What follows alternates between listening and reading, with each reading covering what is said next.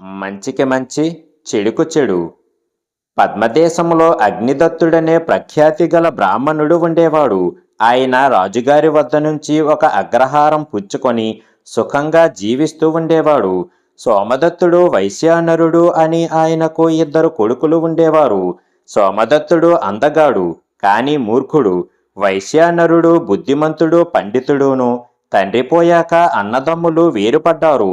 తమ్ముడు రాజసన్మానాలు పొందుతూ సుఖంగా జీవయాత్ర సాగిస్తూ ఉంటే సోమదత్తుడు క్షత్రియ కర్మలు చేస్తూ నీచ సాంగత్యంలో పడిపోయాడు. ఒకనాడు అగ్నిదత్తుడి మిత్రుడైన బ్రాహ్మణుడు ఒకడు సోమదత్తుడితో, చచ్చిపోయిన నీ తండ్రికి ఇలా అప్రతిష్ట తీసుకురాకపోతే నీ తమ్ముణ్ణి చూసి అయినా సిగ్గు తెచ్చుకోరాదా అని మందలించాడు. సోమదత్తుడు ఆ బ్రాహ్మణుడి పైన మండిపడి కాలితో తన్నాడు. ఇది చూసిన కొందరు బ్రాహ్మణులను వెంటబెట్టుకొని ఆ బ్రాహ్మణుడు రాజు వద్దకు వెళ్ళి సోమదత్తుడిపైన ఫిర్యాదు చేశాడు. సోమదత్తుణ్ణి బంధించి తీసుకురమ్మని రాజు తన భటులను పంపగా సోమదత్తుడి అనుచరులు ఆ భటులను చంపేశారు. ఈ సంగతి విని రాజు మండిపడి తగినంత మంది భటులను పంపి సోమదత్తుణ్ణి పట్టి తెప్పించి అతన్ని కొరత వెయ్యవలసిందిగా ఉత్తరం ఇచ్చాడు. తన అన్నను అనుగ్రహించవలసిందిగా వైశ్యానరుడు వేడుకున్నాడు. అతని పైన ఉండే ఆదరం కొద్దీ రాజు సోమదత్తుణ్ణి క్షమించి అతనికి అగ్రహారంలో భాగం లేకుండా చేశాడు. ఈ విధంగా జీవనోపాధిని పోగొట్టుకున్న సోమదత్తుడు మరొక బతుకు తెరువు లేక సేద్యం చేసుకుని బతుకుదామన్న ఉద్దేశంతో మంచి భూమి కోసం వెతుకుతూ అరణ్య ప్రాంతానికి వెళ్ళాడు. అక్కడ కొంతమేర సారవంతంగా ఉన్నట్టు కనబడింది. ఆ ప్రదేశం మధ్యన ఒక రావి చెట్టు ఉన్నది.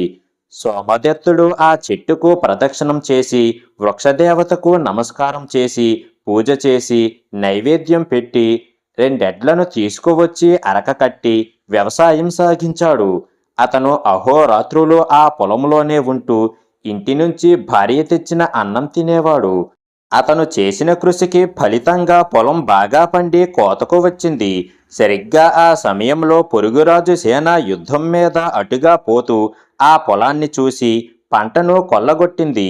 అది చూసి సోమదత్తుడి భార్య ఏడ్చింది. సోమదత్తుడు మాత్రం చలించక భార్యను ఊరడించి సైన్యం కొల్లగొట్టగా మిగిలిన ధాన్యాన్ని ఇంటికి చేర్చి తిరిగి రావి చెట్టును పూజించి దాని కిందనే కూర్చున్నాడు. ఆ రాత్రి అతను ఆ చెట్టు కిందనే ఒంటరిగా పడుకున్నాడు. అయితే అతనికి తన శ్రమ అంతా వృధా అయిపోయిందన్న విచారంతో నిద్ర పట్టలేదు. ఆ రాత్రి అతనికి చెట్టు నుంచి ఈ విధంగా వినబడింది. సోమదత్త, నిన్ను చూసి చాలా సంతోషించాను. నీ పేరు ఫలభూతి అని మార్చుకొని శ్రీకంఠ దేశానికి వెళ్ళు. అక్కడ ఆదిత్య ప్రభుడనే రాజు ఏలే రాష్ట్రం ఉన్నది. ఆ రాజు ఉండే ఇంటికి వెళ్ళి సంధ్యాగ్ని హోత్రమంత్రం పఠించి మంచి చేసేవాడికి మంచి జరుగుతుంది, చెడు చేసేవాడికి చెడు జరుగుతుంది అని చెప్పు. నీకు మేలు కలుగుతుంది. నీకు సంధ్యాగ్ని హోత్రమంత్రం రాదు కనుక నేను నేర్పుతాను, నేర్చుకో. నేనొక యక్షుణ్ణని తెలుసుకో. సోమదత్తుడు తన విచారాన్ని విడిచిపెట్టి కంటికి కనిపించని యక్షుడి ద్వారా సంధ్యాగ్ని హోత్రమంత్రం నేర్చుకున్నాడు. తెల్లవారగానే అతను ఇంటికి వెళ్ళి తన భార్యను వెంటబెట్టుకొని శ్రీకంఠ దేశానికి బయలుదేరాడు. ఆదిత్య ప్రభుడు ఏలే దేశం వచ్చింది. సోమదత్తుడు రాజసౌధానికి వెళ్ళి తన పేరు ఫలభూతి అని చెప్పుకొని మంచి చేసేవాడికి మంచి కలుగుతుంది, చెడు చేసేవాడికి చెడు కలుగుతుంది అని అన్నాడు. ఆ మాటలు విని అందరూ ఆశ్చర్యపడ్డారు. రాజైన ఆదిత్య ప్రభుడు ఫలభూతి అన్న మాటలు విని ముచ్చటపడి అతనికి అనేక బహుమానాలు, అనేక గ్రామాలు ఇచ్చేశాడు. ఫలభూతి యక్షుడి కృప వల్ల ఐశ్వర్యవంతుడు కావటమే గాక రాజభవనంలో అందరికీ ఇష్టుడయ్యాడు. ఆదిత్య ప్రభుడి పట్టుపురాణి కువల యావలి చిన్నతనంలోనే డాకిని మంత్రసిద్ధి పొందింది. భర్తకు తెలియకుండా ఆమె ముగ్గుల మధ్య కూర్చొని భైరవార్చన చేసి కళ్ళు, సారాయి, నరమాంసము నైవేద్యం పెట్టి ఆకాశ గమనం లాంటి శక్తులు సాధించింది. ఒకనాడు ప్రమాదవశాన రాణి చేసే భైరవార్చన రాజు కళ్ళపడింది. రాజు నిర్ఘాంతపోయి ఇదంతా ఏమిటి అని రాణిని అడిగాడు. ప్రభు, తమ మేలు కోరే నేనీ పూజలు చేస్తున్నాను. నా చిన్నతనంలో కాలరాత్రి అనే బ్రాహ్మణ స్త్రీ వద్ద ఈ ఉపాసన నేర్చుకున్నాను. నరమాంస భక్షణ చేస్తూ నేను డాకిని చక్రవర్తిని కూడా అయ్యాను. నాతో పాటు మీరు కూడా ఈ ఉపాసన నేర్చుకున్నట్టయితే దేశంలో రాజులందరూ మీకు ఓడిపోతారు అన్నది కువలయావలి తన భర్తతో. ఈ నరమాంస భక్షణ ఏమిటి? డాకిని మంత్రసిద్ధులేమిటి? రాజులను గెలవటమేమిటి? నేనీ పని చెయ్యను. ఇక ముందు నీవు కూడా ఇలాంటి క్షుద్ర పూజలు చెయ్యటానికి వీలులేదు అన్నాడు రాజు కోపంగా. రాజుల అనగానే రాణి ఆత్మహత్య చేసుకోబోయింది. ఆమె డాకినీ పూజ మానదని తెలుసుకొని చేసేది లేక రాజు తాను కూడా ఆ పాపిష్టి పూజలో చేరటానికి సమ్మతించాడు. అప్పుడు రాణి రాజుతో, మీ కొలువులో ఉండే ఫలభూతి అనే బ్రాహ్మణుణ్ణి తినాలని నేను ఉద్దేశించాను. అతను ఉత్తమ జాతి పురుషుడు. అందుచేత అతని మాంసం తిని అర్చన చేస్తే సిద్ధి త్వరగా కలుగుతుంది. అందుకు మీ సహాయం కావాలి. మన వంటవాడు నాకు లోగడ నరమాంసం వండి ఇస్తూ ఉన్నాడు. అతనితో ముందుగా ఒక సంకేతం చెప్పి ఉంచుదాము. మీరు ఫలభూతిని ఆ వంటవాడి వద్దకు పంపి రాజు రాణి భోజనానికి సిద్ధంగా ఉన్నారు అని చెప్పించండి. అది సంకేతంగా గ్రహించి వంటవాడు ఆ మాట చెప్పిన మనిషినే చంపి వండుతాడు అని అన్నది. ఈ పని చెయ్యటానికి రాజు చాలా భయపడ్డాడు. కానీ గత్యంతరం లేదు. అందుచేత అతను వంటవాడితో, నీ దగ్గరికి ఒక మనిషిని పంపుతాను. ఆ మనిషి వచ్చి నీతో రాజు రాణి భోజనానికి సిద్ధంగా ఉన్నారు అని చెబుతాడు. వెంటనే ఆ మనిషిని చంపి వండు అని చెప్పాడు. తర్వాత ఆయన ఫలభూతిని పిలిచి, నీవు వంటవాడి వద్దకు వెళ్ళి రాజు రాణి భోజనానికి సిద్ధంగా ఉన్నారు అని చెప్పు అని అన్నాడు. ఫలభూతి పాకశాలకు బయలుదేరి పోతూ ఉండగా దారిలో రాజు కొడుకు చంద్రప్రభుడు కనిపించి ఫలభూతికి కొత్త బంగారం ఇచ్చి, మా నాన్నగారికి చెయ్యించావే అలాంటి కుండలాలే నాకు కూడా కావాలి. ఇప్పుడే వెళ్ళి చెయ్యించు అని అన్నాడు. అలాగే పోతాను. నువ్వు వంటవాడి దగ్గరికి వెళ్ళి రాజు రాణి భోజనానికి సిద్ధంగా ఉన్నారని చెప్పు అంటూ రాజు కొడుక్కి చెప్పి తాను కుండలాలు చేయించడానికి పోయాడు. రాజకుమారుడి నోట సంకేతం వింటూనే వంటవాడు ఆ కుర్రవాణ్ణి చంపి వండి రాజుకు రాణికి పెట్టాడు. వాళ్ళు దాన్ని తినేశారు. తాను ఫలభూతిని చంపించాననుకొని రాజు ఆ రాత్రంతా పశ్చాత్తాపంలోనే గడిపాడు.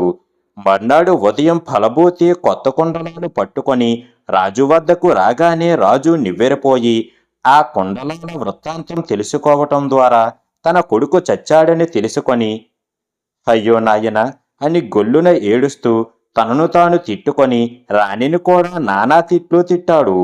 మంత్రులు రాజు ప్రవర్తనను అర్థం చేసుకోలేక, ఎందుకీ దుఃఖం, ఏం జరిగింది అని అడిగారు. రాజు జరిగినదంతా మంత్రులకు దాపరికం లేకుండా చెప్పేశాడు. మంత్రులు రాజుముఖం చూడలేక తలలు వంచేసుకున్నారు. ఫలభూతి చెప్పినది అక్షరాల నిజమయ్యింది.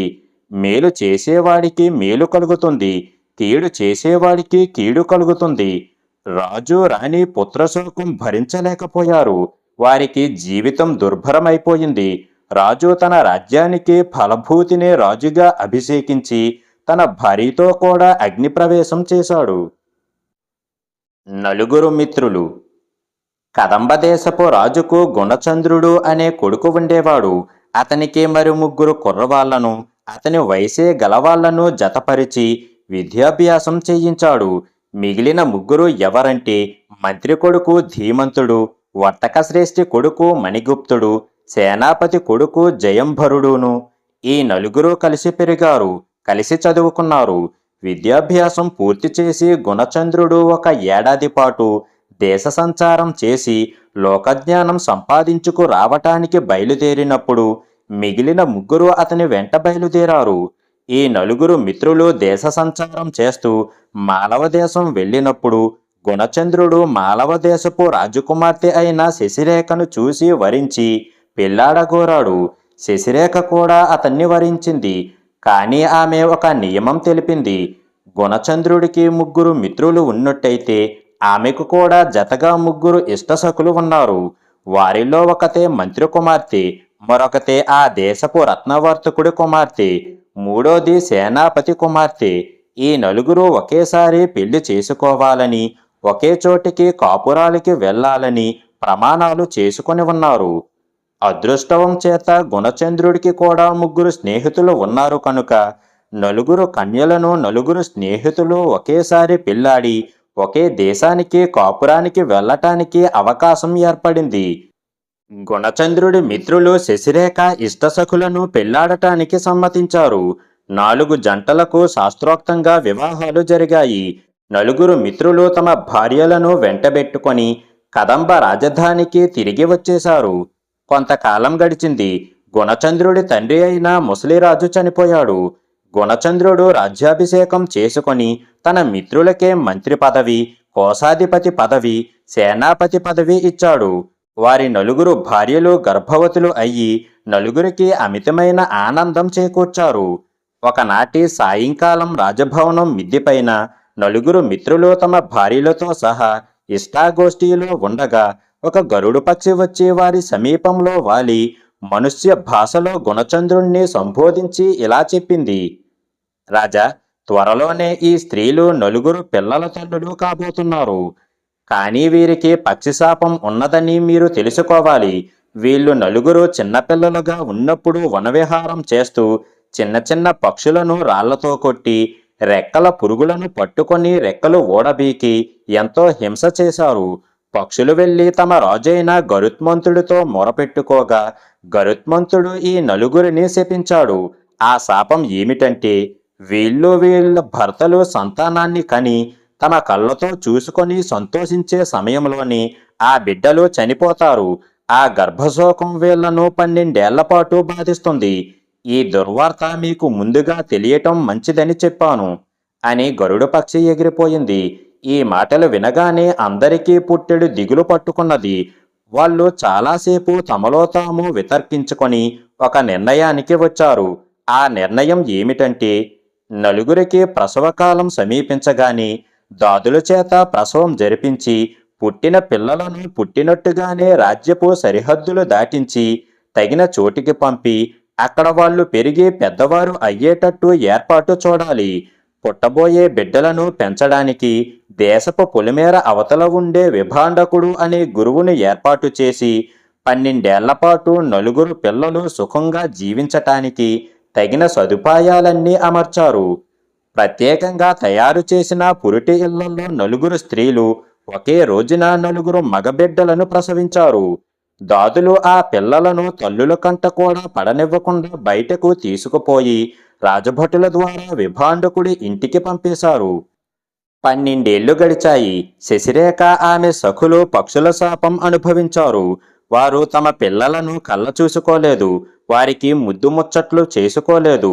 12 ఏళ్ల పాటు ఆ బిడ్డల కోసం అలమటించారు. శాపకాలం తీరిపోయింది.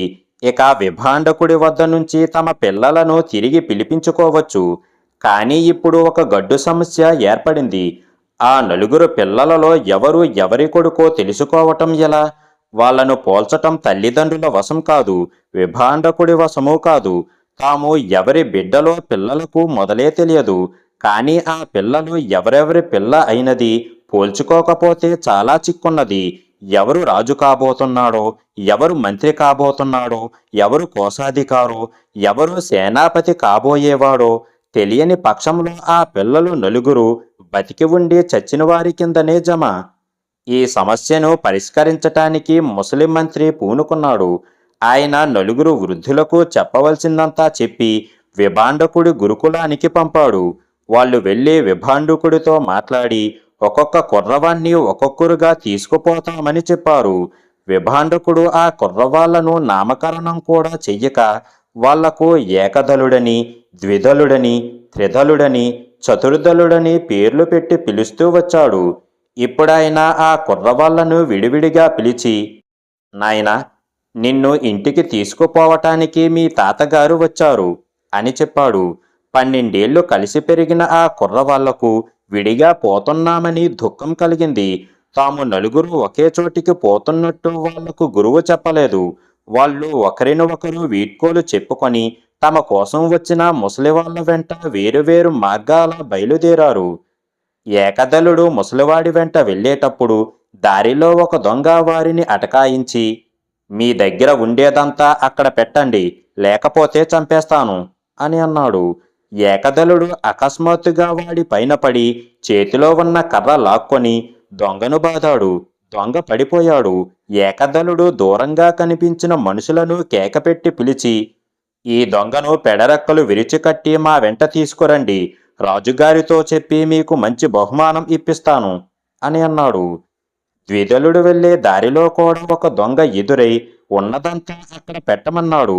ద్విదలుడు దొంగతో, మా దగ్గర ఏముంది బాబు, ఒంటి మీద ఉన్న బట్టలే, కావలిస్తే తీసుకుపో అని అన్నాడు.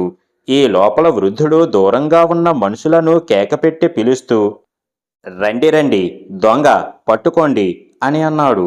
దొంగవాడు వాళ్లకు దన్నాలు పెట్టి, అయ్యా, ఈసారికి నన్ను వదిలిపెట్టండి అని బతిమాలాడు. ఎప్పుడూ ఇలాంటి పాడు పనులు చెయ్యకు, వెళ్ళి బుద్ధిగా బతుకు అన్నాడు ద్విదలుడు. దొంగ వెళ్ళిపోయాడు. ఈ లోపల మనుషులు వచ్చి, దొంగ ఎక్కడా అని అడిగారు. ముసలాయన కంగారు పడి కేకలు పెట్టాడు. దొంగలు ఎవరూ లేరు అన్నాడు ద్విదలుడు. త్రిదలుడు మరొక వృద్ధుడి వెంట వెళ్లే దారిలో కూడా దొంగ ఎదురయ్యాడు. త్రిదలుడు దొంగను అంత దూరాన చూస్తూనే, దొంగ వస్తున్నాడు, పారిపోతాత అంటూ తాను కాలిసత్తువ కొద్దీ పారిపోయాడు. చతుర్ధలుణ్ణి కూడా దొంగను అటకాయించాడు. చతుర్ధలుడు వాడిపై కలయబడి వ్యవసన్ని చేసి వాడి చేతులు కాళ్ళు బంధించి వాడి కత్తితోనే వాడి తల నరకబోయాడు. ఎటునుంచో కొందరు బాటసారులు అక్కడికి వచ్చి, నాయనా, వాణ్ణి చంపకు, ఈ రాజ్యంలో హత్య చేసిన వారికి రాజు మరణదండన విధిస్తాడు అని అన్నారు. నన్ను చంపినా పర్వాలేదు, కానీ ఇలాంటి కంటకులను బతికి ఉండనివ్వరాదు అన్నాడు చతుర్ధలుడు. ముసలివాడు మిగిలిన వాళ్ళు చతుర్ధలుణ్ణి బలవంతాన నిగ్రహించి చేతిలోని కత్తిని లాక్కోకపోతే దొంగతల తెగిపోయి ఉండేది. ఇంతకు ఆ నలుగురు దొంగలు నిజమైన దొంగలు కారు. ఆ దొంగలను దారేపోయే వాళ్లను కూడా వృద్ధమంత్రి ఏర్పాటు చేసి వాళ్ళ ద్వారా నలుగురు కుర్రవాళ్లకు పరీక్ష పెట్టాడు. ముసలివాళ్లు ఆ కుర్రవాళ్లను రాజధానికి చేర్చేసరికి చీకటి పడింది. ఒక్కొక్క ముసలివాడు తన వెంట వచ్చిన కుర్రవాణ్ణి ఒక నిర్జన గృహానికి తీసుకుపోయాడు. ఏకదలుణ్ణి వెంటబెట్టుకు వచ్చిన వృద్ధుడు ఒక గదిలోకి ప్రవేశించి, గదిలో ఏమున్నది చూడు బాబు అని అన్నాడు. గాఢాంధకారంగా ఉన్నది, దీపం లేకుండా ఎలా తెలుస్తుంది అన్నాడు ఏకదలుడు. ద్విదలుడు అదే ప్రశ్నకు, ఈ గదిలో భయం ఉన్నది అని అన్నాడు. త్రిదలుడు చీకటి గదిలోకి వెళ్ళి అందులో ఏమున్నదో చూడమన్న వృద్ధుడితో, ఇందులో నిధి ఉన్నదేమో అని అన్నాడు. చతుర్దలుడు చీకటి గది అంతా తడివి చూసి, ఇందులో ఏమీ లేదు అని అన్నాడు. మర్నాడు ఉదయం నలుగురు కుర్రవాళ్లను వృద్ధులు రాజసభకు తీసుకుపోయారు. కుర్రవాళ్ళు ఒకరిని ఒకరు మళ్ళీ చూసుకొని ఎంతో సంతోషించారు. వృద్ధమంత్రి గుణచంద్రుడితో, నాయనా, నలుగురిని పోల్చాను. వీళ్లలో ఏకదలుడు నీ కొడుకు. వాడిలో క్షత్రియుడికి ఉండదగిన గుణాలు, రాజుకు తగిన లక్షణాలు ఉన్నాయి. ద్విదలుడు నీ మంత్రి కొడుకు, నా మనమడు. వాడిలో బ్రాహ్మణోచితమైన క్షమ, భావన, శక్తి ఉన్నాయి. త్రిదలుడు జాగ్రత్త, ధనచింత గలవాడు, వైశ్య కుమారుడు. చతుర్దలుడు సేనాపతి కొడుకు, సాహసి, త్యాగశీలుడు అని అన్నాడు. వృద్ధమంత్రి వివరణ పిల్లల తండ్రులకు తల్లులకు కూడా సమ్మతమయ్యింది. ఎవరి కొడుకును వారు స్వీకరించి అంతా సుఖంగా ఉన్నారు.